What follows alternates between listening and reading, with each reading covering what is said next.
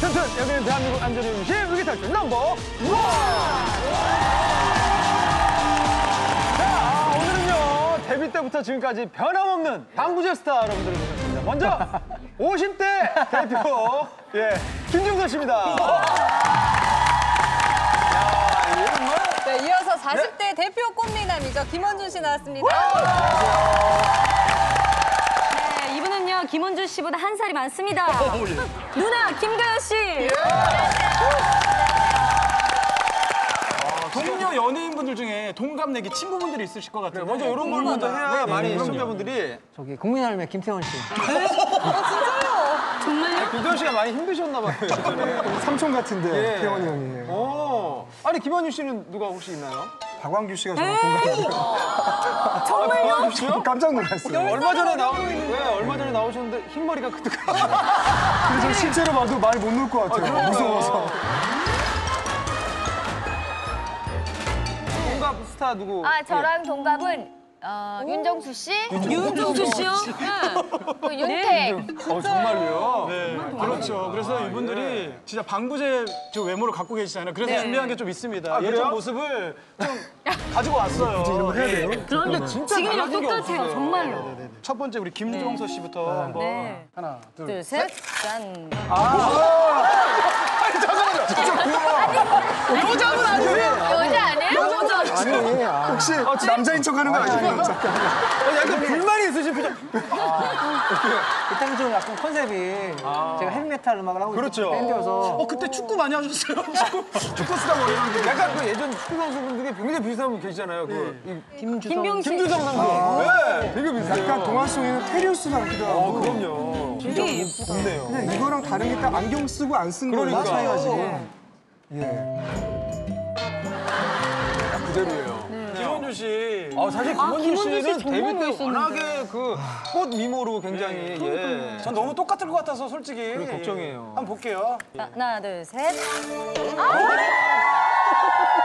아니 그냥 아까 전에 찍은 사진이잖아 이거. 아까 머리 올리고 찍으신 거 아니에요? 전에 찍으신 거네. 옷 색깔 똑같아. 네, 아까 대기실에서 찍었습니다. 예. 머리 올리고. 정말 잘생겼다. 홍콩 배우 같았어요. 홍콩 배우 예전에 지금은 무슨 배우 같아요? 지금은 무슨 배우 같아요? 지금 재현 배우.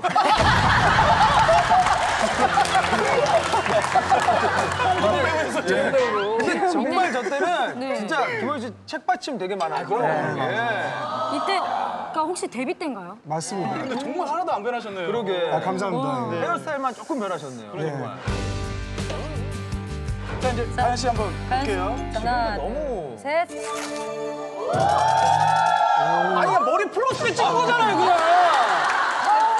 아, 이상하다, 이상해, 근데. 아니, 화장이 촌스러워요. 화장이 촌스러워. 이게 자연미인이시네요. 97년도 거거든요? 예? 97년이요? 네. 93년에 데뷔했고, 예. 97년에 아마 사진 찍었던 걸로 기억해요. 머리 스타일만 바꾼 거예요 그냥 다. 자, 본격적으로요. 위기탈출 한번 시작하기 전에요. 저희가 공식 질문을 또 드립니다. 살아오면서 정말 위기를 겪었던 적 혹은 위기에서 탈출했던 경험이 있으시면 한번 얘기해 주세요. 한 번씩. 네. 진짜 어릴 때인데요. 네네. 이건 제가 뭐 유딩 때 얘기예요. 그 정도면 정말 얼마나 정말 옛날일까요? 정말 옛날에. 그 왜 제가 시골에 좀 잠깐 사는 적이 있었어요. 네네네. 근데 거기 밭에다 걸음을 주기 위해서 네. 분뇨를 이렇게 봐야잖아요. 분뇨를 해서. 근데 그게 모르고 그래 빠진 거예요. 그러니까 그게 어른은 괜찮은데 제가 체구가 작았기 때문에 정말 빠져 죽을 뻔했어요. 빠졌다고요? 네. 깊이가 그렇게 깊어요? 이게 깊이도 깊이지만 네. 나와서 빨리 안 씻으면 똥똥 때문에 맞아요. 또 아이들 또 피부가 예민하니까. 옛날 이야기도 옛날 이야기. 아니, 정말 지금은 절대 조심할 필요도 없는 얘기예요. 예? 지금은 별로 조심할 이유가 없는. 집에서 보는 얘기해놓고- 아이들은 지금 똥똥이 얘기해놓고- 뭐야? 이러고 장독대야 얘기해놓고 뭐야? 보니까 다른 얘기를 준비할까. 아니 그러니까 뭐 계속 녹화할 때도 그냥 강에 빠진 거 이런 얘기 되게 많이 나오거든요. 똥똥이 최초예요. 아무튼 즐겁네요. 여기만 이렇게 흑백 처리해서 비가 내리는. 김원준 씨는 어때요? 저는 예전에 그 네. 극과 극 체험이라는 게 있었어요. 무대 프로그램에서. 네네. 주제가 가장 좋은 비행기와 가장 저렴한 비행기 타기였는데 제가 가장 싼 비행기를 탄 거예요. 경비행기. 타기 전에 이거 좀 위험하지 않냐고 물어봤더니 교관님이 아니라고 100만 분의 1 정도 사고 난다고 걱정하지 말라고 탔어요. 잘 타다가 이제 착륙할 때 그냥 곤두박질해서 추락했어요. 추락. 그냥 네. 이렇게다 이렇게 맞바람 때문에. 진짜? 네. 그게 제 7집 활동할 때인데 음반을 내고 바로 이제 보름 입원했어요. 그래서 모든 게 다 정말요? 정말 큰 사건이었어요 그때. 제가 그때 하이틴 스타 출신이었거든요. 그래서 많은 여고생들이 그럼요. 7점 많이 울었어요. 하이틴 스타 요즘 아이돌이라고 하는데 하이틴 스타. 저도 그렇게 똥똥하고 마찬가지죠. 예전에 잡지 같은 데 하이틴 모르겠어요. 진짜 우리는 오늘 입 조심해야 돼. 저 자막 처리해 주세요. 에볼라 바이러스에 감염된 첫 미국인 환자가 미국 본토에 도착했습니다. 바이러스에 대한 두려움은 아프리카를 넘어 세계로 퍼지고 있습니다. 치료제도 없는 치명적인 전염병으로 인해 수많은 사람들의 목숨이 희생당하는 내용의 영화 아웃브레이크. 마치 이 영화가 현실이 된 것 같은 상황이 지구 반대편에서 벌어지고 있습니다. 에볼라 바이러스가 이렇게까지 사람들을 공포에 떨게 하는 이유는 높은 치사율뿐만 아니라 강력한 전염성 때문이기도 한데요. 교통이 발달한 현대 시대에는 전염병이 전 세계로 확산되는 속도가 매우 빨라 우리나라에도 최근 해외에서 유입되는 전염병이 급증하고 있는 실정입니다. 특히 학교가 개학을 맞이하고 가을철 단체 활동이 늘어나면서 전염병 예방에는 더욱 비상이 걸렸는데요. 그래서 준비한 긴급 진단 넘버1 오늘의 주제는 전염병입니다. 최근 세계보건기구가 비상사태를 선포한 에볼라 바이러스. 벌써 1000명 이상의 사망자가 발생했을 뿐만 아니라 얼마 전 아프리카 외 지역에서도 사망자가 발생해 세계를 더욱 공포로 몰아넣고 있는데요. 에볼라 바이러스는 1967년 콩고의 에볼라강에서 처음 발견된 이후 아직까지도 확실한 치료제가 개발되지 않고 있는 상황입니다. 아직 한국에서는 발견되지 않았지만 불안한 분들 많으실 텐데요. 에볼라 바이러스에 대한 궁금증 지금부터 자세히 알려드리겠습니다. 아프리카에서는 같이 버스 타고 가던 사람들도 전염됐고 의료진까지도 전염되다고 하던데 공기로도 전염이 되나요? 에볼라 바이러스는 접촉성 감염병입니다. 공기로 전파되지는 않고요. 충분히 주의만 하면 전염되지 않을 수 있는데 아프리카에서는 위생 상태나 질병 인식이 떨어져서 접촉성 감염병도 지역사회에서 빠르게 전파되기도 합니다. 에볼라 바이러스에 관한 영화를 보면 피를 흘리며 죽어가는 장면이 나오는데 그게 정말인지 궁금하고요. 진짜로 어떤 증상이 나타나는지 궁금합니다. 에볼라는 짧게는 이틀, 길게는 3주간의 잠복 기간을 거쳐서 발병합니다. 초기에는 고열이 나고 설사 증상이 있으면서 4, 5일이 지나면 출혈 증상이 나타나게 되는데 이때 눈과 코, 귀 등에서 피를 흘리는 출혈 반응이 나타납니다. 정부는 지난 4월부터 에볼라 바이러스 대책반을 구성해서 국내 유입 시에 대한 대비 대응 체계를 갖추고 있습니다. 그렇다면 국내에서는 주로 어떤 전염병들이 우리의 안전을 위협할까요? 질병관리본부의 조사 결과에 따르면 최근 우리나라에서 가장 많은 환자를 발생시킨 전염병은 바로 혈액입니다. 혈액 환자 수가 OECD 국가 중 압도적 1위인데요. 기침, 발열, 무력감 등 초기 증상이 감기와 비슷한 혈액은 감염된 환자가 기침, 재채기를 할 때 혈액균이 공기 중으로 배출돼 다른 사람에게 전파되지만 약 복용 후 2주일이 지나면 대부분 완치가 가능합니다. 혈액 외에도 요즘 같은 시기에 감염되기 쉬운 전염병이 따로 있습니다. 첫 번째, 여름방학 동안 수영장에서 물놀이를 즐긴 어린이들이 조심해야 할 전염병. 바로 유행성 결막염과 수족구병입니다. 모든 사람이 같은 물을 접촉하는 수영장에서는 전염병에 감염되기 쉬운데요. 손과 발, 입안에 수포가 생기는 수족구병은 2차 감염된 어린아이가 물집 부분에 출혈을 일으키고 사망한 사례도 있어 면역력이 약한 어린이들을 위한 각별한 주의가 필요합니다. 두 번째, 추석을 앞두고 성묘하시는 분들 많으실 텐데요. 잔디밭이나 풀숲에 간다면 작은 소참 진드기와 쯔쯔가무시를 조심해야 합니다. 둘 다 물린 후 발열, 복통이 일어나는 등 증상이 비슷한데 작은 소참 진드기와 마찬가지로 쯔쯔가무시 또한 환자의 면역력에 따라 사망하는 사례도 있어 야외 활동 후 꼭 옷을 풀어내고 물린 곳이 없는지 몸을 살펴야겠습니다. 똑같은 상황에서도 면역력이 강한 사람이라면 전염병에 감염되지 않기도 하며 감염이 되어 치료를 받더라도 빠르게 회복될 수 있습니다. 면역력은 규칙적인 생활과 올바른 식습관으로 높일 수 있는데요. 그렇다면 우리 가족의 면역력을 높여주는 밥상 어떤 것들이 있을까요? 안녕하세요. 오늘 면역력 밥상을 체험할 분들은 화제 1일 드라마 뻐꾸기 둥지의 주인공들입니다. 네, 안녕하세요. 뻐꾸기 둥지에서 나이 들은 새 박진금입니다. 청년 대표고 뻐꾸기입니다. 이찬입니다. 정민사입니다. 어린 뻐꾸기. 최근 면역력이 떨어졌다고 느낄 때가 있나요? 물론 감기가 제일 그렇고요. 그 다음에 이제 헐피스 같은 거. 입에 이렇게 뭐 헐피스 같은 거 나고 입 안 헐고 이럴 때 좀 이제 거의 일이니까 매일 촬영하잖아요. 그러면 일단 잠도 잘 못 자고 신경을 막 쓰고 감정. 아니지. 너 술 많이 먹고 술도 많이 먹고 감정으로 막 부딪히는 씬이 유독 많은 드라마라서 막 에너지를 밀어야 되는 씬에서 에너지 안 나올 때 그럴 때 아 체력이 떨어졌구나 면역력이 떨어지고 있구나 그런 걸 많이 느끼죠. 가끔씩 입안이 헐 때도 그렇고 요즘에 감기 자주 걸릴 때도. 그런 여러분들을 위해 면역력 강화에 도움이 되는 음식들을 준비했습니다. 먼저 박중금 씨와 같은 중년 여성을 위한 음식은 바로 이거 뭐야? 시금치입니다. 시금치에는 항감염 비타민이라고 불릴 정도로 바이러스에 저항이 강한 비타민 A가 풍부합니다.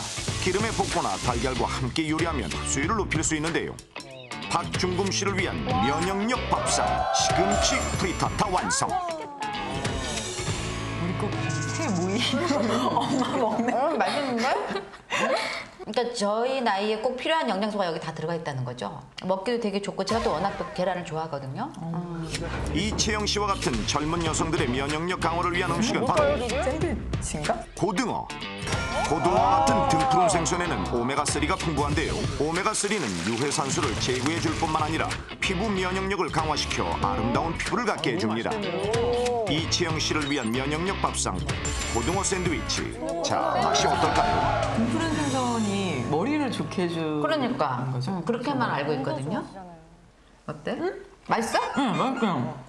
그래? 고등어 냄새 안 나요. 진짜? 너 거짓말 하는 거네. 아니에요, 진짜로. 배고픈데요? 이게 고등어로 맛있네. 샌드위치를 만드는구나. 보통 이 소고기나 이런 패티를 쓰는데 이거 신선하네요. 네, 칼로리도 적게 들죠. 민서 같은 성장기 어린이의 면역력 강화를 위한 음식은 바로 두부. 단백질이 부족한 어린이들은 점막이 약해져 호흡기와 소화기 바이러스에 감염되기 쉬운데요. 두부에 들어있는 콩 단백질은 소화도 잘 되고 아이들의 점막세포를 튼튼하게 강화시켜 면역력을 높여줍니다. 민서를 위한 면역력 밥상 두부 스테이크가 완성되었습니다. 맛있다. 그냥 한방 느껴요. 맛있다. 아니야, 난 제 마음을 이해했어. 넣자마자 맛있네. 아, 정말요? 소스하고 담백하네.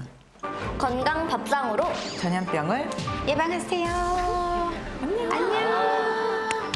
그런데 여기 잘못된 행동으로 전염병에 걸려 위험에 처한 여성이 있는데요. 어떤 사연일지 지금부터 함께 만나보시죠. 여름 휴가의 마지막 날 낮잠을 자고 일어난 지민 씨. 룸메이트 슬기 씨는 요리 중입니다. 슬기야 뭐해? 저녁 만들고 있어. 휴가 갔다 와서 피곤할 텐데 그냥 시켜 먹지. 그래도 우리처럼 휴가 다녀온 사람들은 체력이 떨어져서 면역력이 저하돼 있다고. 아무거나 먹으면 안 돼.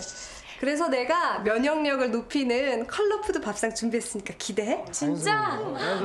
맛있겠다. 알록달록한 색깔의 채소와 몸에 좋은 나물이 가득한 자기가 만든 국 너무 비빔밥과 잘하더라고요. 비타민 A가 풍부한 시금치 계란말이 등 어느새 푸짐하게 한상 차려졌는데요. 슬기야, 넌 언제부터 출근이야? 나 내일. 회사 가기 싫다. 갑자기 배가 왜 이러지? 처음이에요. 갑자기 왜 이렇게 설사를 하지? 휴가지에서 뭐 잘못 먹어서 그런가? 그런가.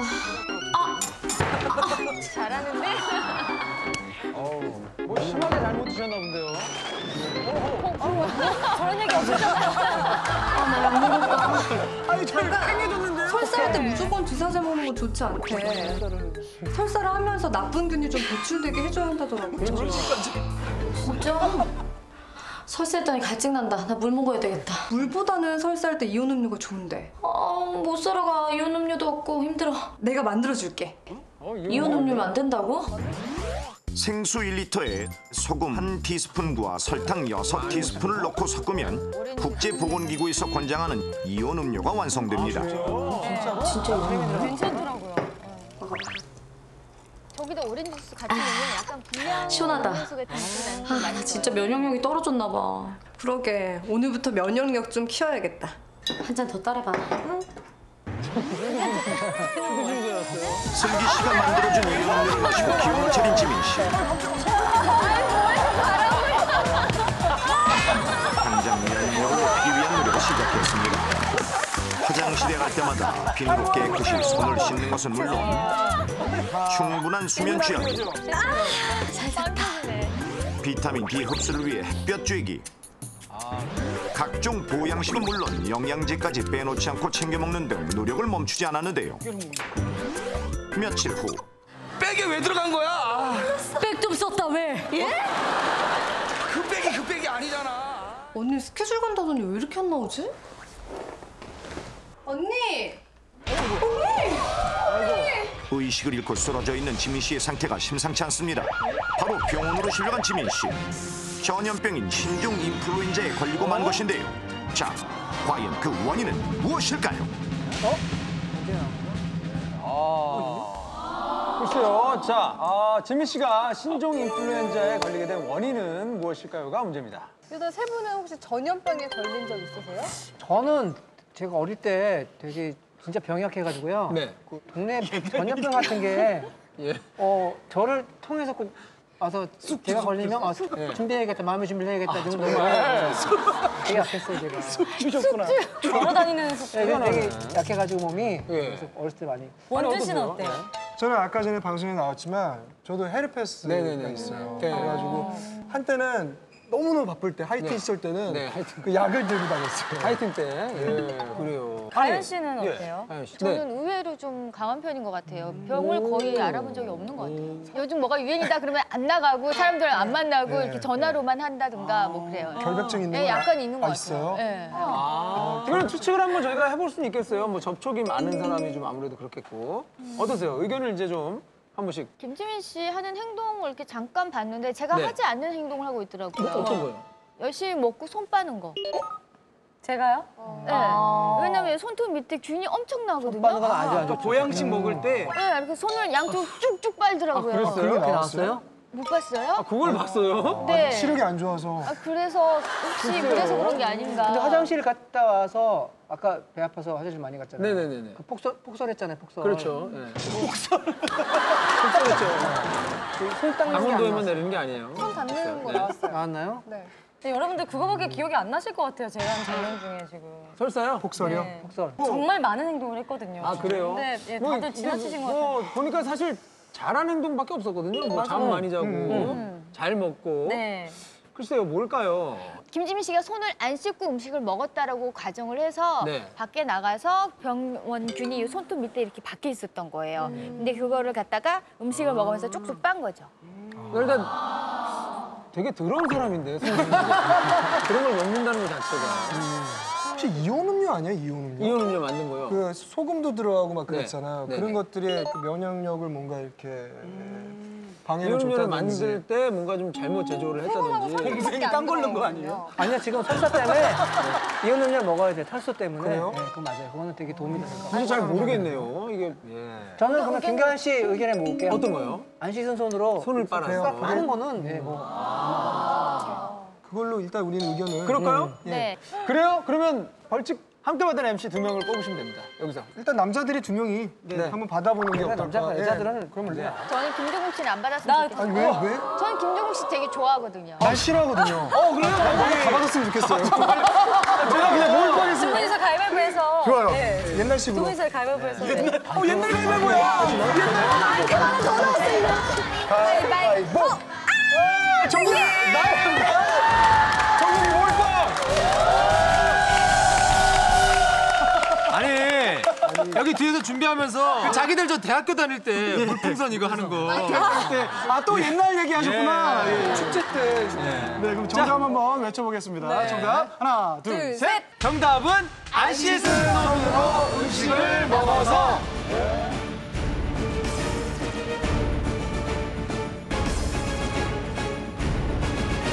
오, 4, 3, 2, 1, 확인!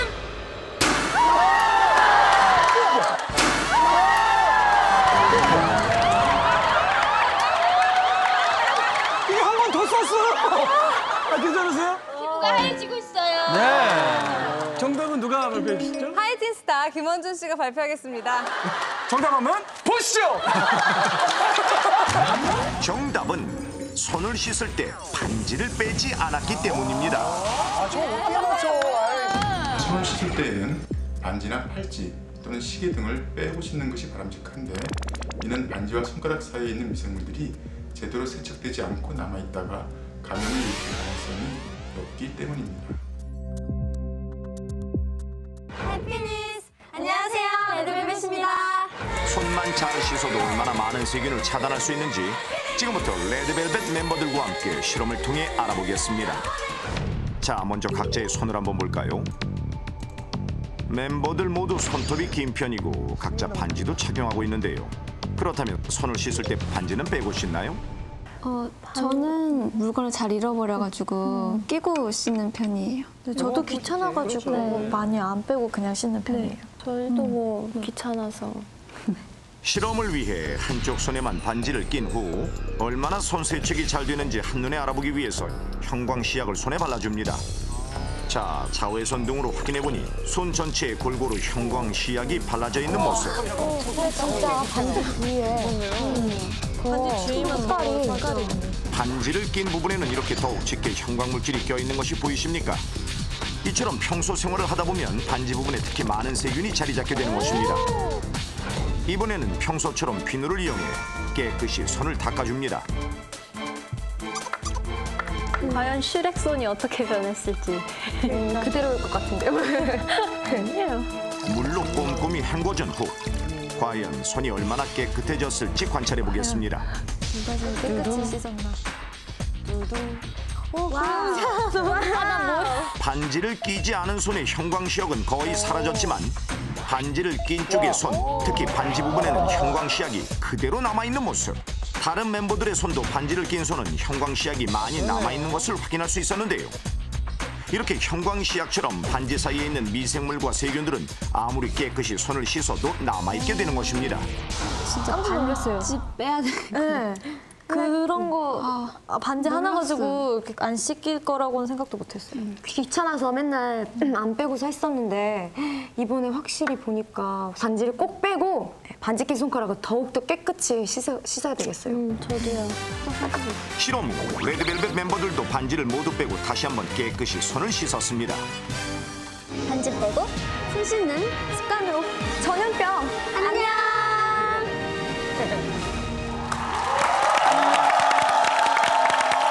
어느 날 갑자기 당신에게 닥친 위기의 순간. 인생을 송두리째 뒤흔들 다툼과 분쟁. 모르면 당신도 당할 수 있다. 절체절명의 순간 당신을 살리는 넘버원의 선택. 위기를 탈출하는 법. 이번 주제는 아니 1억짜리 복권인데 어떻게 3억을 줘요? 복권회사가 표기를 잘못한 건 우리가 잘못한 거예요? 그러니까. 왜 줘요? 빨리 내놔요! 단 한 번의 행운으로 인생이 뒤바뀔 수 있는 복권입니다. 우리나라 최초의 현대적 복권은 1947년 12월에 나온 올림픽 후원권으로 이듬해 열린 런던 올림픽 참가 경비를 마련하기 위해 발행된 복권인데요. 당시 1등 상금은 100만 원. 50년대 초 서울의 집 한 채 값이 100만 원 정도였으니 지금으로 치면 5억 원의 가치를 지녔다고 할 수 있죠. 준비하시고 쏘세요. 이후 1969년 한국주택은행이 발행한 주택복권이 도입되면서 현재는 인쇄복권, 전자복권 등 총 12종의 복권이 정기적으로 발행되고 있는데요. 1969년부터 우리나라에서 발행된 복권을 모두 소장해 기네스에 오른 주인공도 있습니다. 지금 현재 가지고 있는 19종류의 총 매수는 약 한 300만 장이 넘죠. 벼락을 맞을 확률보다 낮다고 하는 복권 당첨 확률. 하지만 복권 당첨이 제일 쉬웠어요 라고 외치는 주인공들이 있는데요. 한 달에 무려 3번이나 복권에 당첨된 이 부부는 획득한 당첨금이 우리 돈 약 21억 7천만 원에 해당하고 즉석 복권을 구입해 우리 돈 6,300만 원에 당첨된 이 남성은 복권 수령금을 받으려고 가던 중 구입한 복권이 또다시 2억 3천만 원에 당첨되는 행운을 얻었습니다.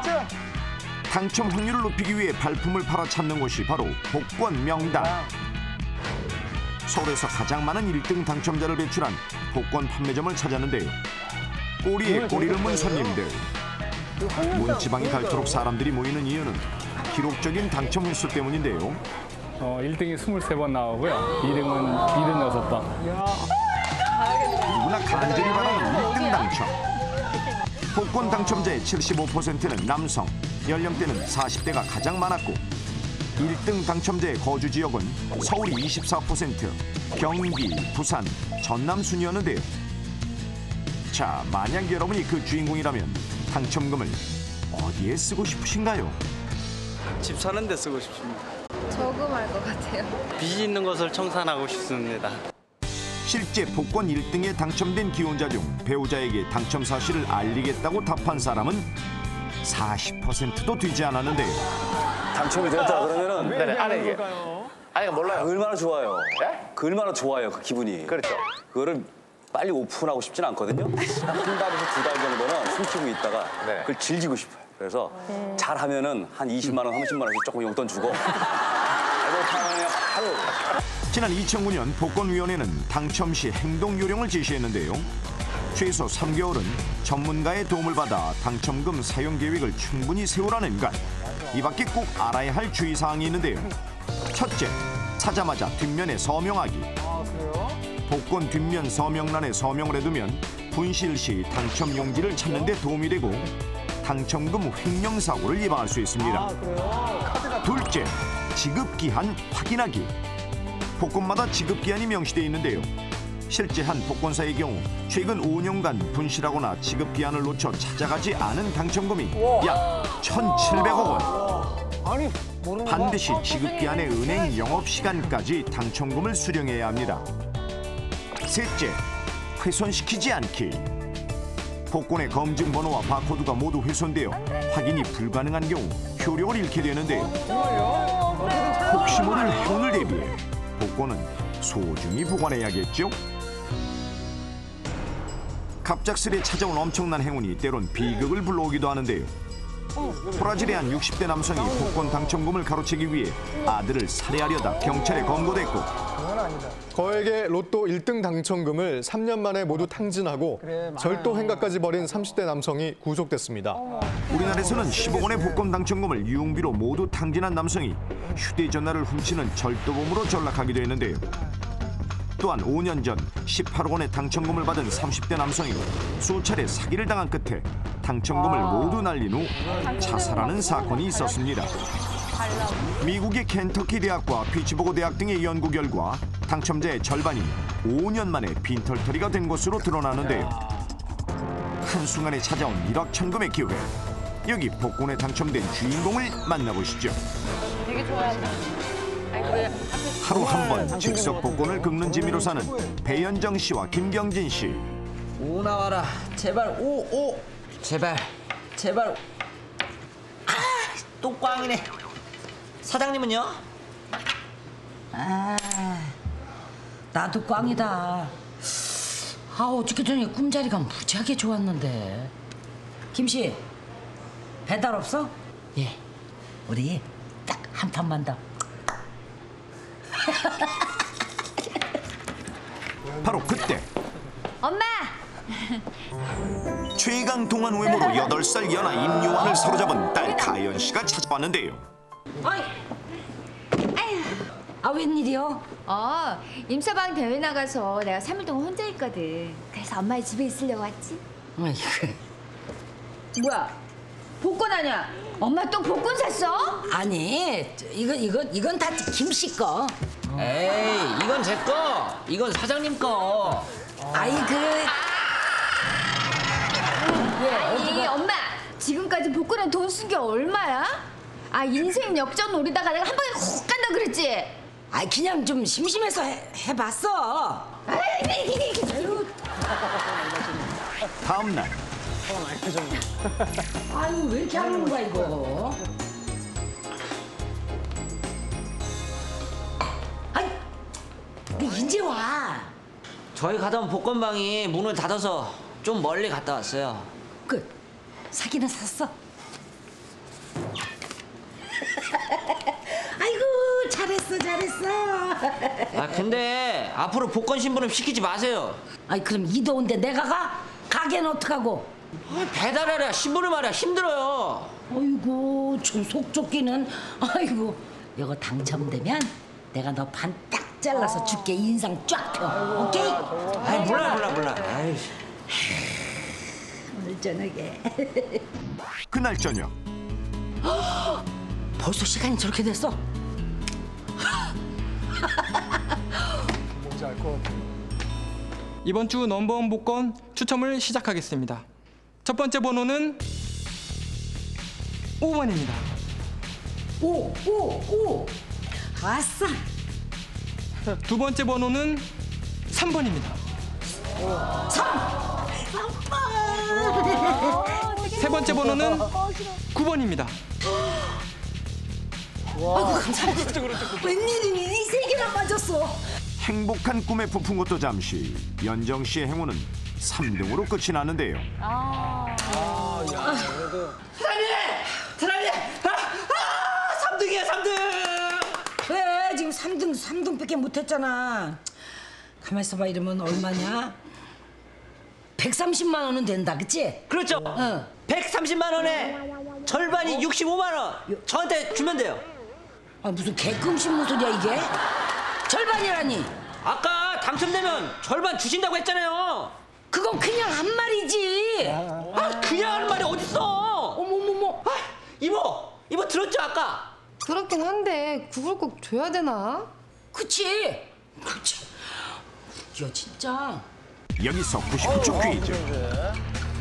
복권에 당첨되기 전 당첨금의 절반을 경진 씨에게 주겠다고 했던 연정 씨. 실제 당첨될 경우 당첨금의 절반을 줘야 할까요?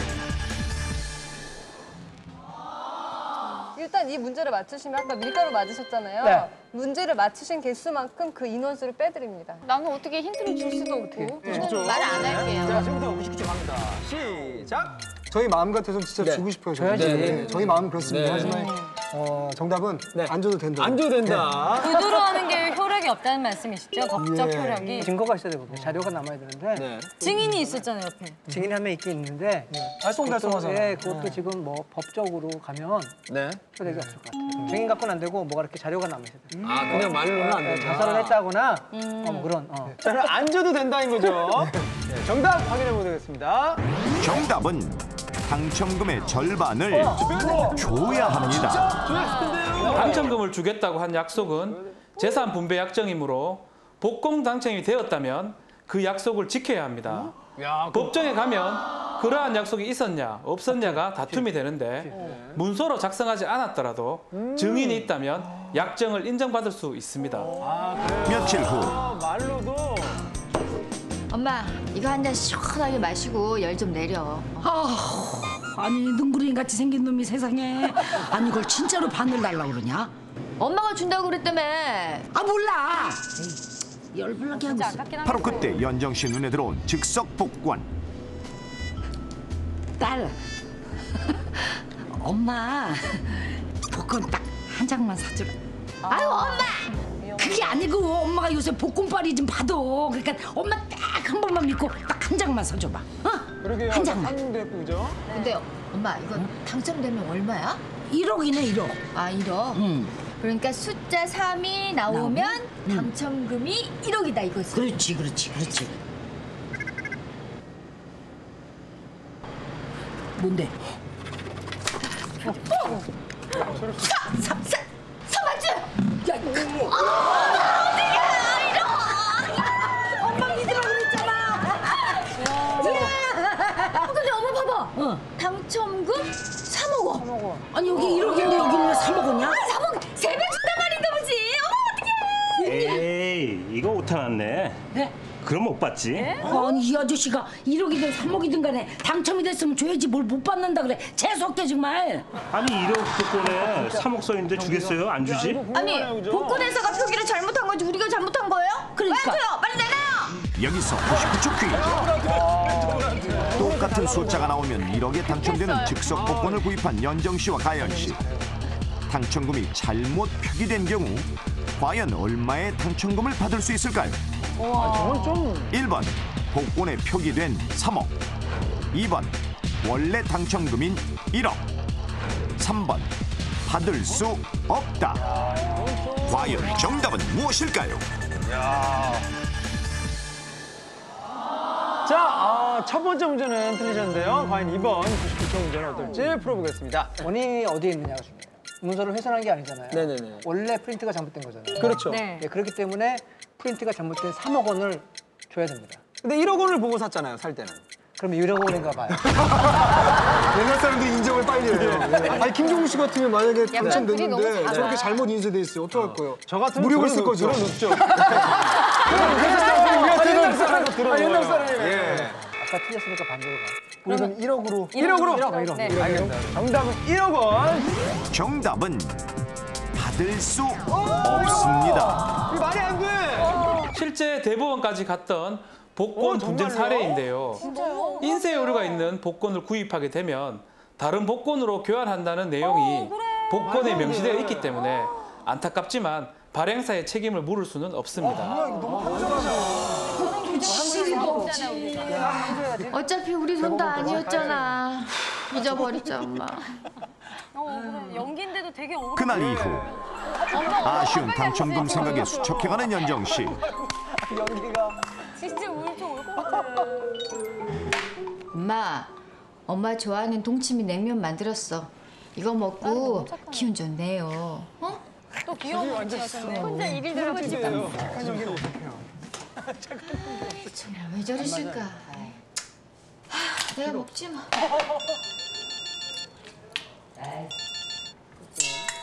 슬기야.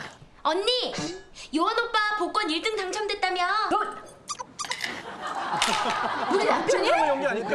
복권 1등 당첨됐다고? 어머머. 아니 설마 모르고 있었던 거야 언니? 잠깐만 끊어봐. 내가 나중에 전화할게. 야, 지금 뭐라 그랬어?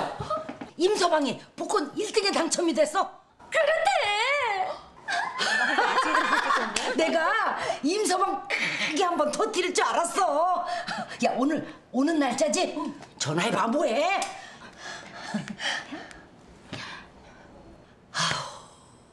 전화 안 받아? 전원이 꺼져 있어 음성 사서함으로 말이 되게 무슨 일이야. 혹시 잠수 탄 거 아니냐? 얼마요? 엄마는 무슨 말을 그렇게 해? 말도 안 되는 소리 하고 있어. 나를 얼마나 사랑하는데. 이틀 후 야, 임서방 연락 안 왔어? 엄마, 이 사람 진짜 잠수 탔나 봐. 저희 남편이 연락을 안 받아요. 아니 내가 그동안 집밥 해먹이고 막 거실에 옷 세팅하고 별거 다 했는데 싫어하잖아요. 가만 있어보자. 이번 주 1등 당첨금이 단, 시, 100, 1000, 만, 10만, 100만 20. 몰라. 이건 하든가 말든가. 어차피 절반은 내 거야. 예? 아이고 참 개껌 씹는 소리 하네. 임서방이 복권을 샀는데 왜 네 거요? 아니 부부가 이혼하면 부부 재산을 절반으로 나누는 거 몰라? 그러게요. 누가 쎄?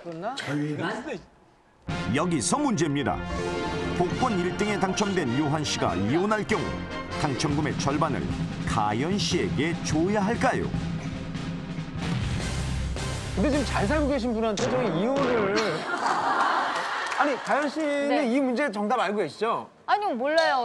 저기가 찍은 게 마지막이었어요. 그래요? 몰라요. 네. 복권 당첨된 적 있으세요? 한 22억을 네. 받지 못하는 상황이 된 적이 있어요. 복권 수수료요? 네. 그 미니홈피가 이제 많이 그 일기장이 있었잖아요. 네네. 근데 제가 올 겨울에는 날씨가 그래도 좀 따뜻하다고 하니까 네. 거실에 난방은 줄여야겠다라고 했더니 지인인데 교수님이 네네. 밑에다가 댓글을 다셨더라고요. 네. 네. 4, 뭐 23, 7, 뭐 이런 식으로 숫자 6개를 쓰시고 네. 재수 씨 올 겨울은 편안하게 보내세요. 그렇게 하신 거예요. 그래서 그 다음에 일요일에 전화가 온 거죠. 네. 재수 씨 샀어요? 그러는 거예요. 뭘요? 그랬더니 샀네요. 그래서 아니요. 그랬더니 그 번호인 거예요. 1등. 정말? 네, 진짜로. 1등이? 네. 그분이 저한테 장난친 줄 알고 막 달려가가지고 그 미니홈피를 열어봤어요. 예. 진짜 있는 거예요, 그게. 어머. 자기 거 올려놓은 거. 네. 순간 아무것도 하기 싫은 거 알아요? 그러니까 아까 엄마가 그냥 폰이 나가시는 게 제가 솔직히 이해가 가고요. 그래서 아까 복권 연기가 리얼했군요. 남 얘기가 아니니까. 복권 연기는 뭐. 김원준 저는 씨는 네. 예전에 그 가요 톱10에서 쇼 부를 때, 네네.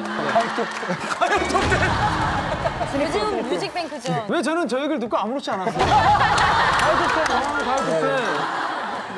어머니한테 전화가 온 거예요. 네. 아들, 나 복권이 당첨이 됐어. 어머니가? 어머니가? 1억이라고. 1억? 그때 당시 1억이면 지금보다 훨씬 더 크죠. 그래가지고 난리가 난 거예요. 엄마 일단 침착하고 그래서 끝나고 손범수 선배님한테 인사도 안 하고 그냥 집으로 간 거예요. 상봉을 하고 이제 딱 보니까 진짜 1억 원이 당첨이 된 거예요. 와. 근데 밑에 보니까 긁지 않은 거야 다. 그러니까 아이고. 그 액수만 긁고 밑에는 이게 뭐야? 그리고 약간 신랄 같은 희망이 있잖아요. 네. 모양이 비슷한 세 개가 나와야 되는데 처음에 그러니까 자동차. 나 비행기인데도 비행기도 자동차처럼 보이는 거야. 나중에도 막 복권 1등에 당첨될 확률이 100만 분의 1이라고 하잖아요. 그래서 저희가 이 세 분 중에 어느 분이 행운이 있는지 저희가 한번 시험을 해보도록 하겠습니다. 이렇게 준비했어요. 앞에 있는 세 가지 음식 중에 하나를 골라주시면 되는데요. 이 중에 하나는 제대로 만들어졌고요. 네. 나머지 2개 음식에는 겨자 들어있습니다. 맛있겠네요. 자, 골라주세요. 세 분이서 하나씩. 네. 어떤 것을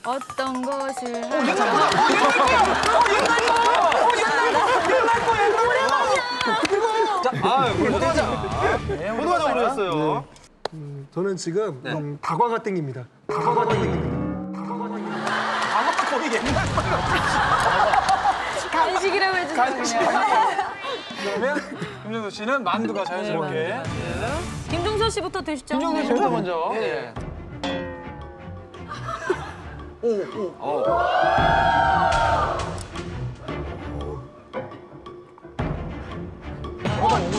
눈가에 눈물이.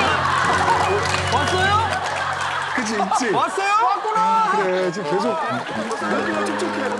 태우 씨가 한번 휴지 하나 드셔보세요. 주세요. 먹어봐요. 자, 그래, 한번 먹어봐요. 진짜 그 어느 정도인지. 예. 자, 옛날 사람과 요즘 사람이 그래요. 어떻게 다른지. 요즘 사람 이렇게 하는구나. 아니, 너무 요즘 사람 막 이렇게. 요즘 옛날 사람.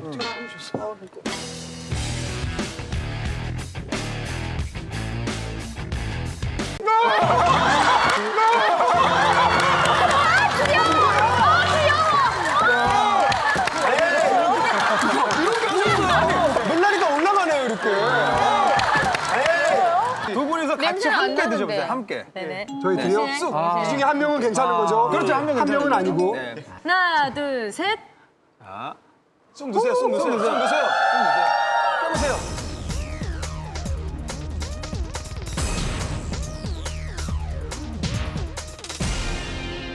떠보세요. 나.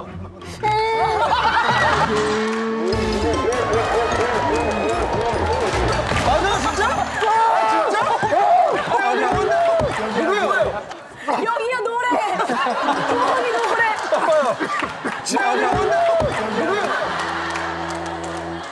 자, 이제 문제를 맞춰야 될 시간입니다. 자, 복권 1등에 당첨된 요한 씨가 이혼을 할 경우 제한 분할로 당첨금의 절반을 아내에게 줘야 될까요? 네, 문제입니다. 제가 알기로는 안 주는 걸로 알고 있어요. 왜요? 그러니까 부부가 같이 기여를 해서 재산을 형성한 게 아니기 때문에 결혼 후에 네. 생긴 수익금의 그렇죠. 절반은 원래 줘야 되잖아요. 어때요? 아니 근데 서로 노력을 같이 해야 되는 부분이지. 그 산 돈이 네. 같이 가지고 있던 돈이잖아요. 그쵸. 부부의 공동 재산이잖아요. 근데 예를 들어서 남편이 이거 숨겼다면 어떨까요? 숨기고 재산을 자기가 독차지했다면은 나중에 숨긴 것도 나중에는 법적 처벌을 받아야 된다는 얘기잖아요. 그러니까 그렇지 그렇죠. 않기 때문에 그래서 혹시 반대로. 자, 그럼 정답 한번 외쳐볼까요? 정답은 당첨금을 나누지 않아도 된다.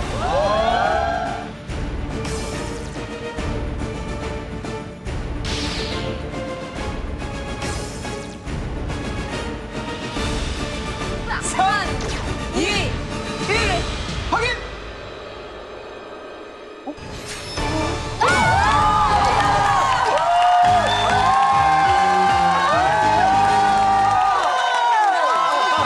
정답은 당첨금을 나누지 않아도 됩니다. 이혼 시 재산 분할은 부부가 혼인 중에 공통으로 이룩한 재산을 공평의 관점에서 나누라는 것입니다. 여기서 복권 당첨금은 남편 자신의 행운에 의한 취득일 뿐 부부가 공동으로 협력해 이룩한 재산이라고 볼 수 없고 남편 개인의 재산에 불과하기 때문에 이를 나눌 필요가 없습니다. 한 번쯤 꿈꿔보는 복권 당첨? 무분별한 복권 구입은 행복까지 뺏어갈 수 있다는 사실 기억하세요. 곳곳에 도사리고 있는 위험. 우리의 목숨을 위협하는 끔찍한 안전사고를 막기 위해 슈퍼맨, 아이언맨, 배트맨 대신 정태우가 떴다. 안전은 내가 책임진다. 안전보건공단과 위기탈출 넘버원의 프로젝트 출동 정반장 지금 시작합니다. 아파트 단지 내 헬스장을 찾은 태호 씨.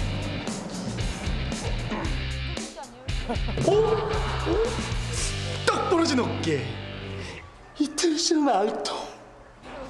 누가 보면 김종국인지 알겠어.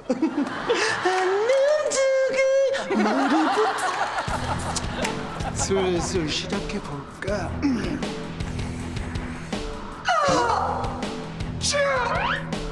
가스!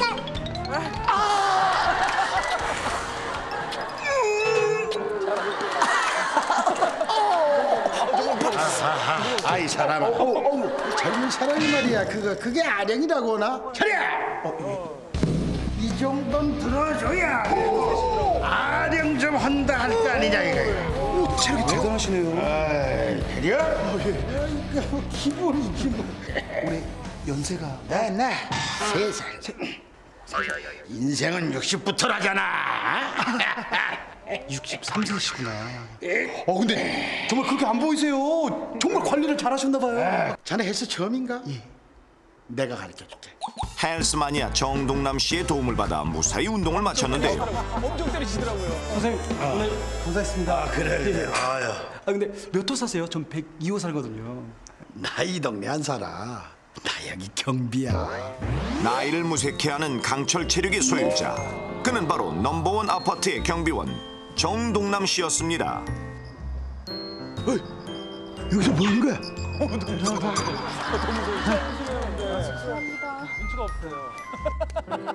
주민들의 작은 불편 하나도 그냥 지나치는 법이 없는데요.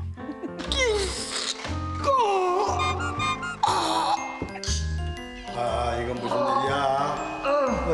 무슨 일이야? 약속 시간 늦어서 빨리 가야 되는데 폐차가 움직이질 않아요. 사이드는 안 잠긴 것 같은데 차주인이 전화도 안 받고네. 사이드가 안 잠겼어? 예. 뭘 이걸 가지고 그래? 이 건강한 사람이 뭘?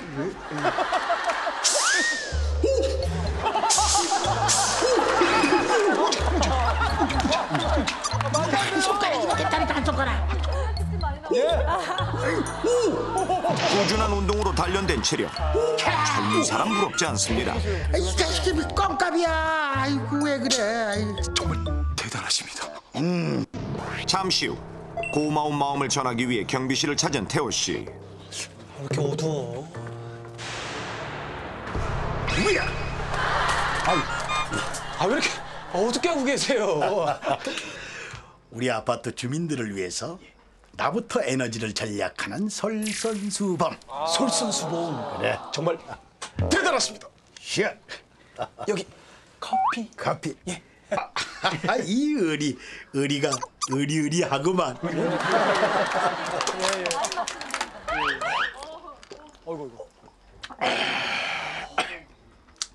내일도 운동 갈 거지? 아니 밤새 일하시고 내일 또 운동하시게요? 그럼 우리 나이엔 말이야 꾸준히 운동을 해줘야지만이 이 일을 한다고. 응? 자네도 말이야 젊었을 때 건강을 지켜야지. 예. 응? 그럼 내일 경비실로 찾아뵙겠습니다. 내일 또 범세. 예. 다음 날 약속대로 경비실을 찾았는데 119 구조대에 실려 나오는 정동남 씨. 아저씨! 아니 그렇게 건강하던 양반이 갑자기 심장마비라니. 어? 심장마비요? 그렇습니다. 일을 마치고 퇴근하던 정동남 씨는 심장마비로 갑자기 쓰러지고 말하는데요. 아, 그것 때문이었구나. 정동남 씨와 같이 50세 이상의 고령자 중 일을 하고 있거나 취업 의사가 있는 이들을 장년 근로자라 부르는데요. 다른 연령층에 비해 질병에 취약한 장년 근로자, 심장마비, 뇌졸중 등 뇌심혈관 질환자의 반 이상을 차지하고 있습니다. 자, 여기서 문제입니다.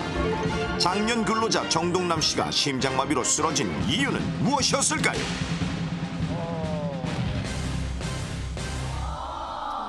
정답. 뭐예요? 정답은 커피일 것 같습니다. 아, 커피요? 네. 왜요? 커피. 야심한 밤에 네네. 과도하게 카페인을 섭취해서 네. 심장에 무리가 가서 네네네. 그래서 심장 마비로 이어지지 않았을까라는 그렇죠. 확신이 듭니다. 네. 제가 이제 이 프로그램을 몇 번 봤어요. 네네네. 근데 제작진의 어떤 이런 덫이 있어요. 꼼수가 있나요? 지금 덫이 우리 있어요. 그게 아까 벌컥분 마신 것도 연출이었고요. 네. 카페인을 섭취해서 밤샘을 하고 그다음에 무리한 운동을 해서 보통 옛날 분들은 의견이 다 다를 때 어떻게 정하나요? 옛날 방식대로 썸배. 나이 순으로. 나이 순으로 하나요? 그렇죠. 형 얘기 듣죠? 무리한 근육 운동을 연세 안 맞게 네네네. 하신 게. 네. 안전보건공단과 위기탈출 넘버원이 함께하는 사고 제로 프로젝트. 정답은 야간 근무 시 어두운 조명에서 일했기 때문입니다. 저게 있어요? 장년 근로자의 상당수가 야간에도 일을 해야 하는 직업을 가지고 있는데요.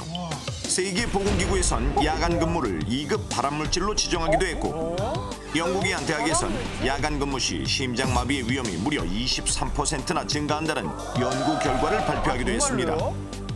그렇다면 야간 근무가 심장마비의 원인이 된 이유는 무엇일까요? 야간에 일을 하게 되면 수면과 면역을 조절하는 멜라토닌의 분비가 억제돼 내분비계의 변화 및 면역계의 이상을 초래하게 되는데요. 평소 혈압이 높은 장년 근로자에겐 심근경색, 뇌졸중 등 더욱 치명적인 질병으로 이어지게 되는 것입니다. 하지만 할 수 없이 야간 근무를 해야 한다면 위험을 줄이는 방법이 있습니다. 바로 낮에 충분한 수면을 취하는 것인데요. 야간 근무 시 어떤 조명을 사용하느냐에 따라 수면의 질이 달라진다는 사실. 과연 어두운 조명과 밝은 조명 중 어느 쪽이 낮 수면에 도움이 될까요? 직접 실험해봤습니다. 같은 나이 비슷한 체격의 두 남성을 밤 12시부터 아침 6시까지 다른 밝기의 조명 아래서 동일한 작업을 하도록 했습니다. 끝나셨습니다. 수고하셨습니다. 작업을 끝낸 후 병원으로 이동. 수면 다원 검사를 통해 수면의 양과 질을 측정해 봤는데요. 과연 검사 결과는 어떻게 나올까요? 밝은 조명에서 일했던 A 남성은 움직임이 거의 없는 반면 어두운 조명에서 일한 B 남성은 끊임없이 뒤척입니다. 수면 상태를 표시하는 그래프에서도 밝은 조명에서 일한 남성이 훨씬 깊은 잠을 자는 것을 확인할 수 있는데요. 야간 근무 시엔 아주 밝은 조명에서 낮에는 완전히 빛이 차단된 공간에서 수면을 취해 생체 리듬을 바꾸어 주시는 것이 바람직하겠습니다. 뿐만 아니라 어두운 조명에서 일하다가 사고로 이어지는 경우도 많은데요. 일을 하다가 다치는 장년 근로자의 수는 10년 사이 2배로 증가했습니다. 근로자의 평균 연령이 고령화되고 있는 것이 가장 큰 원인이라고 할 수 있는데요. 나이가 들면서 시각, 청각 등 신체적 기능뿐만 아니라 근력, 민첩성 등 감각 기능 또한 저하되어서 순간의 방심이 큰 사고로 이어지기도 합니다. 잠깐! 졸릴 땐 커피나 에너지 음료보단 간단한 스트레칭을 통해 피로를 풀어주세요. 잠깐! 야간 근무할 땐 평소보다 2배 이상 조명을 밝게 해주세요. 큐!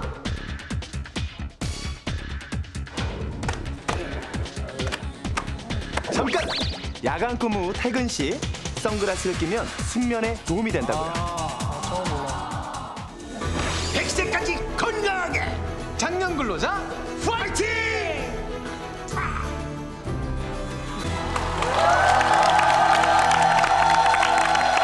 자, 자세한 말씀 위해 안전보험공단 강성규 기술이사님 나와주셨습니다. 안녕하세요.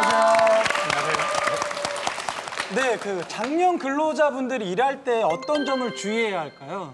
예, 그 무거운 물건을 들을 때는 허리로 들으려고 하지 말고 몸에 붙여서 무릎의 힘을 이용해서 드는 게 좋고요. 네. 10kg 이상 되면은 가능하면 둘이 맞드는 게 좋고 가능하면 이 밀차 같은 데에 넣어가지고 이렇게 밀어주는 것이 허리의 부상을 예방할 수 있습니다. 네, 장년 근로자 분들께서 꼭 지켜야 되는 뭐 생활 습관 같은 것들이 있을까요? 예, 우리나라에서 업무상 질병으로 가장 많은 것이 뇌심혈관계 질환인데 이것은 이제 고혈압과 또 비만 이런 것이 원인이 됩니다. 그래서 고혈압은 짜지 않게 먹는 것이 가장 중요하고요. 비만이 또 이렇게 오래되면 아까 얘기한 것처럼 심장 질환이 또 생길 수 있으니까 이런 것을 좀 예방하는 것이 좋겠습니다. 네, 안전을 위한 유익한 말씀 고맙습니다. 감사합니다. 자, 저희는 다음 주 이 시간에 다시 찾아뵙겠습니다. 여러분의 안전을 지켜주는 든든한 안전지킴이 유기탈출 넘버 1!